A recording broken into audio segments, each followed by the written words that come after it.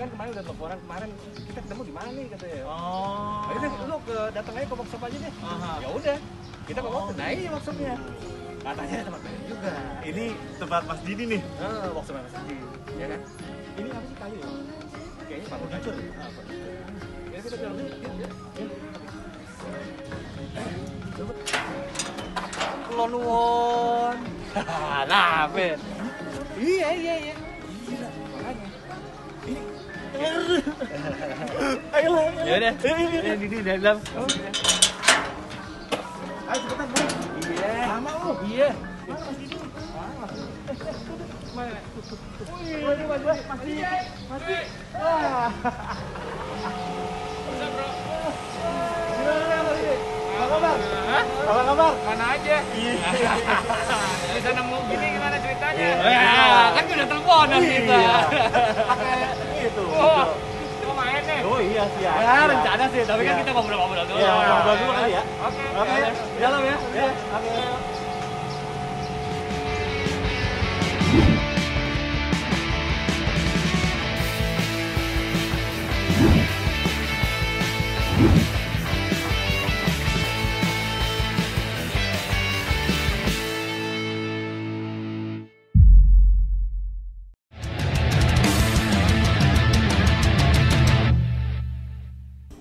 Tadi kan kita udah ketemu di depan sama Mas Iya. Didi, ya kan? Tapi sebelumnya kita harus sapa dulu dong. Oh iya dong, pasti. Halo, Hai. gue Roni. Gua Alvin. Dan Didi. Mas Didi Arifin. Disapa kamu. Sapa kamu.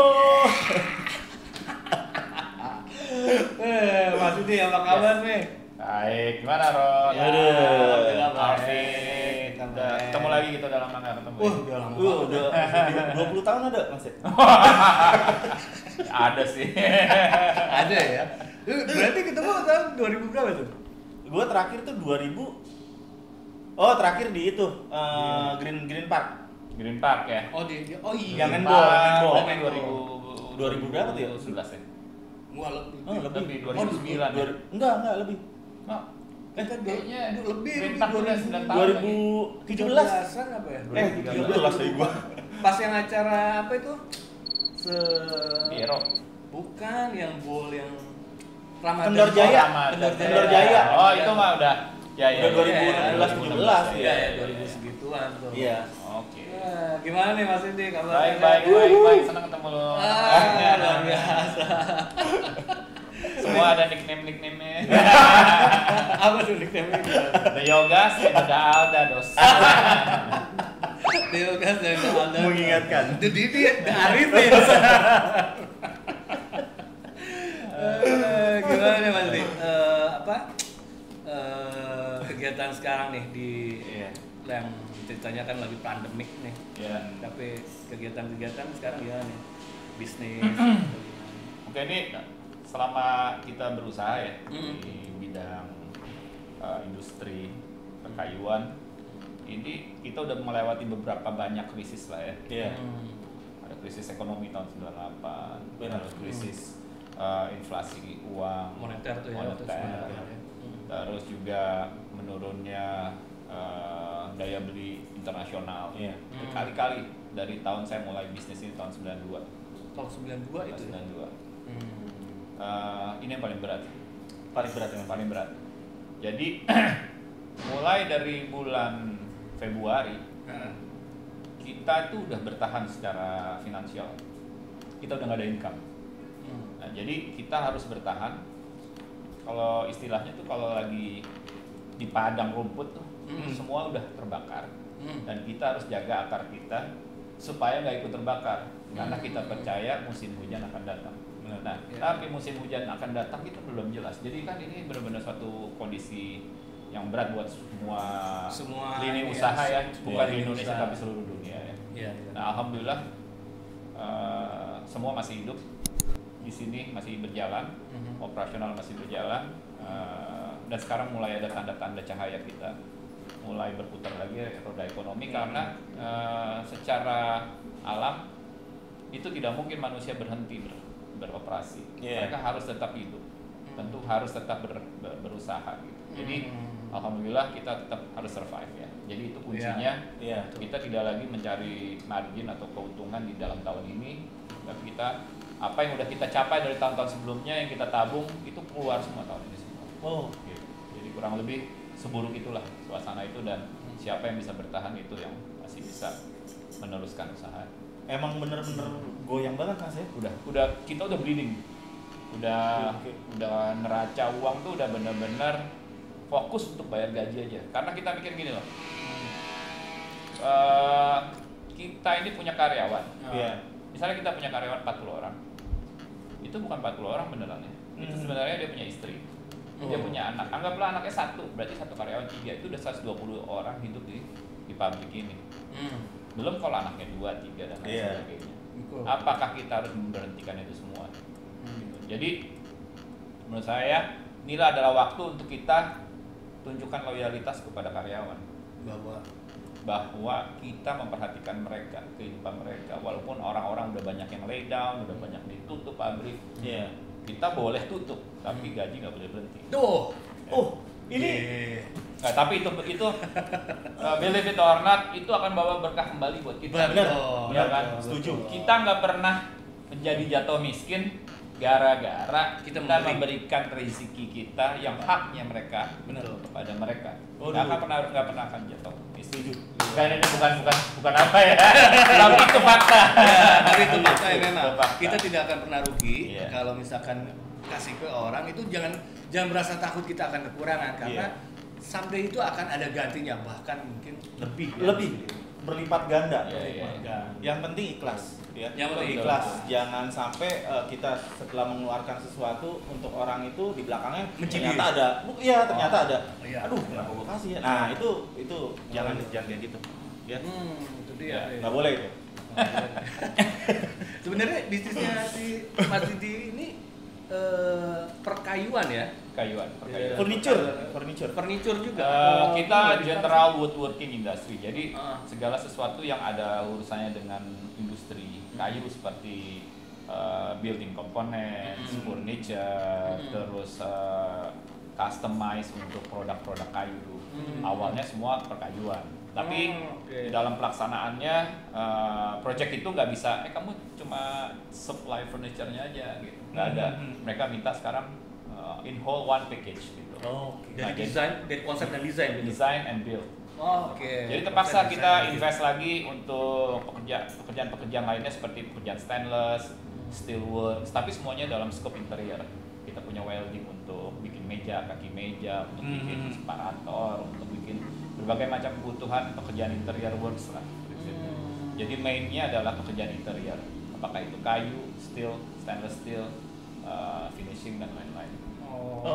Ini berarti udah lama nih Mas ya? Udah dari tahun 90-an kan? Tahun 90 ya? Enggak, jadi 92 saya mau mulai usaha saya di garasi ibu saya di Jalan House Cokroaminoto Menteng. Ya, kita menjual barang-barang orang gitu loh. Jual. Orang punya industri wallpaper, karpet, kita coba jual. Lama-lama kita punya mesin bikin sendiri. Kemudian bersamanya waktu kita punya pabrik ini setelah sekian lama. Berarti mungkin awalnya dari home industry. Dari home industry. Itu tadi di apa? Di Menteng pernah datang ya? Pernah. Nah, bapak saya juga punya industri, tapi dia orientasinya ekspor. Orientasinya ekspor dan saya memang terpisah dari dulu. Nah, pada saat bapak saya mau retire, dia menanyakan apakah mau meneruskan. Saya bilang saya mau meneruskan perusahaan yang sudah berjalan ini. Gitu. Yang sudah dirintis. Ya, tapi saya sudah punya perusahaan sendiri juga. Nah, jadi saya ambil semua mesin-mesin yang bapak saya pakai yang saya anggap masih bisa dipakai untuk modernize lah istilahnya terhadap produksi-produksi yang sekarang gitu. Rasa itu. Dan ini semua gak lepas dari konsultasi dan support dari orang tua saya. Gitu. Jadi dari awal saya sampai hari ini sampai mereka berpulang itu saya berterima kasih gitu. Karena tanpa mereka saya nggak mungkin bisa jadi hari ini. Betul Benar sekali. Itulah Apa Vin? Kasih ibu sepanjang masa. Kasih. Oh iya dong. Iya. Kasih ibu sepanjang masa. Oke aja lah. Oke aja. Hah? Kalau kasih gua apa? Sepanjang klub.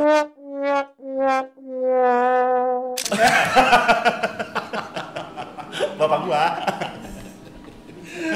Nah, Mas Di, ya jelas harus berbakti. Iya, lah, iya, kan, benar, ya, benar. berbakti sama Mas orang Di, tua gitu. sebelum terjun ke usaha bisnis nih, Mas Di itu punya panutan nggak? Kalau mentor, panutan, perpustakaan, tempat bertanya sepanjang saya usaha itu bapak saya dan ibu saya kembali lagi. Karena memang bapak saya seorang pengusaha yang benar-benar mulai dari bawah, terus bisa nunjukin sama saya dia bisa ngelewatin. Dia kondisinya pada saat mulai usaha itu jauh lebih fasilitasnya jauh lebih rendah dari saya. Iya. Boleh dibilang dia dari keluarga miskin bapak saya datang. Oke. Terus bisa sampai hari itu kayak begitu gitu, saya jadi challenge buat saya, gila dia nggak punya apa-apa aja bisa berhasil gitu kan. Saya sekarang sekolah bisa, rumah cukup, sandang pangan ada, masa nggak bisa lebih dari dia gitu. Iya, Jadi itu satu challenge buat saya untuk bisa bekerja keras untuk bisa seperti dia. Artinya kalau Alvin tanya siapa panutannya, that's my father to be true. Dia adalah orang yang jadi panutan saya gitu. Luar biasa. Panutannya emang balik lagi ke orang tua, ya kan, untuk iniannya. Nah, gue sih pengen tanya nih Mas Dia, kan untuk menjalankan sebuah bisnis atau sebuah pekerjaan yang sekarang Mas Didi lagi tekuni dan sampai sekarang ditekuni nih, itu kan membutuhkan pemikiran yang panjang dengan ketelitian yang sangat ngejelimet nih, apalagi dalam bisa dibilang dalam permodalan dan bagaimana nanti memasarkannya. Itu gimana tuh dari yang tahun pas masih di awal itu di tahun 92 ya, masih baru gerak itu ya, tahun 92. Nah sampai sekarang tuh apa nih bisa yang langsung oke, gue running this business gitu. Itu bisa diceritain nggak? Dari di garasi ya? Oke. Kita kalau mau mulai usaha, prinsip utama itu adalah kita percaya bahwa kita tuh bisa menjadikan usaha ini menjadi tempat kita hidup. Jadi itu nggak ada tuh usaha sampingan atau ini saya cuman sampingan, nggak ada. Buat saya itu nggak ada. Usaha kalau mau kerja kita total gantungin itu untuk hidup kita, sehingga kita akan total terhadap bisnis. Totalitas ya. Total. Jadi mulai dari situ saya. Nah waktu itu saya baru kenal sama istri saya. Terus pada saat itu saya mau menikah, saya pikir saya nggak punya kerjaan kan gitu. So I have to work. Tahun berapa tuh? Waktu itu baru kenal istri saya tahun 94. Nah, saya kan udah mulai ngerintis bisnis tuh tahun 92 udah mulai kerja sama bapak saya, udah mulai jalan gitu. Tapi untuk mulai start sendiri gitu kan. Nah, tahun 92 sampai 94 saya kerja sama bapak saya. Saya berpikir saya dari kecil dibayarin sekolah, hidup, sampai saya selesai sekolah dibiayai orang tua saya. Masa saya kerja dapat gaji dari orang tua saya juga kan? Menurut saya itu nggak ada kebanggaan buat saya gitu. Akhirnya saya bilang tergerak gitu ya. Saya bilang saya mau nikah, saya mau berdiri sendiri, saya mau keluar dari perusahaan ayah, saya mau bikin sendiri. Gitu. Nah akhirnya dimulailah itu. Jadi trust saya sama apa yang akan kita lakukan itu harus ada. Nah saya juga percaya rezeki itu datang kalau kita berusaha. Gak ada orang berdoa terus rezekinya datang gitu. Gak ada. Orang bekerja sambil berdoa itu baru datang. Nah setelah itu kita nggak akan bisa jadi besar tanpa mulai dari kecil. Nah kan untuk bisa memulai kecil pun kita harus punya fondasi. Gitu. Fondasi itulah yang disebutkan kamu tanya. Itu modalnya dari mana gitu. Jadi kita tuh mulai benar-benar dari kecil ya Ron. Waktu itu tahun 92 tuh bapak saya kasih saya pinjam 10 juta. 9 juta rupiah 92 ya. 10 juta cukup besar ya pada saat itu. Lumayan itu. Nah itu habis buat AC di kantor, di garasi ibu saya, buat AC 2. Terus saya beli komputer, beli printer sama beli kertas untuk ngeprint. Dulu kan kalau kita bikin company itu harus ada kartu nama, harus ada logo, segala ya. Jadi uang itu habis untuk itu. Beriring mulai usaha, dapat uang, saya kembalikan uang saya 10 juta udah lunas sama bapak saya dalam waktu nggak sampai 1 tahun. Jadi kita punya self confidence mulai build up. Nah, pada saat itu saya ada kesempatan untuk mengerjakan satu proyek besar. Jadi ada apartemen mau dibangun di Permata Hijau. Nah, namanya Permata Hijau Apartment sekarang. Ada 3 tower. Saya tuh depannya rumah Jokan. Berarti yang sekarang ada Beleza belakangnya. Depannya Beleza ya. Betul. Itu tiga-tiganya. Tender. Dan masih di mana? Saya ceritain dulu.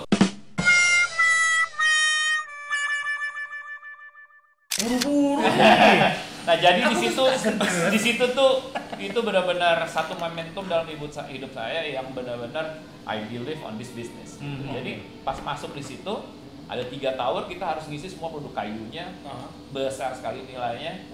Terus kita belum punya mesin yang cukup untuk ngejain kalau dapat, tapi saya bilang kayak kita fight dulu, tender dulu. Sampai di situ dulu ada Unwasing, ada 20 perusahaan lebih. 20% lebih yang ikut tender. Yang ikut tender situ. Gitu. Nah, jadi di sana pun ada raksasa industri kayu semua kayak Barritos, Pacific Timber, Kiani. Pada saat itu orang-orang orde baru yang berkuasa lah, yang nggak mungkin saya bisa kalahin.